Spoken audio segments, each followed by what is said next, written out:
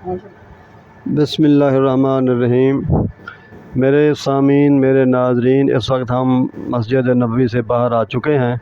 یہ میرا اشارہ آپ دیکھ رہے ہیں، یہ مسجد غمامہ ہے۔ صحابہ کرام ایک مرتبہ نبی پاک صلی اللہ علیہ وآلہ وسلم کی خدمت میں حاضر ہوئے۔ انہوں نے عرض کیا، یا رسول اللہ، خشک سالی ہے، بارش نہیں ہو رہی، آپ مہربانی فرمائیں، دعا کریں، اللہ تعالیٰ اپنی رحمت سے بارش عطا فرمائے۔ تو آپ صلی اللہ علیہ وسلم نے صحابہ کو اکٹھا کیا اور مدینہ سے باہر چٹیل میدان پر آ گئے۔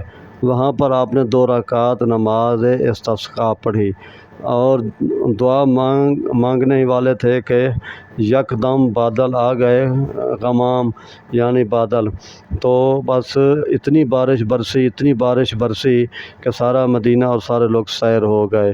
تو اس کی یاد میں ترکی خاندان نے، سلطانوں نے، یہ سلطان عبدالحمید کے زمانے میں یہ خوبصورت اس دور کی ایک مسجد تعمیر کی گئی۔ بڑے بڑے مینار ہیں، بڑے بڑے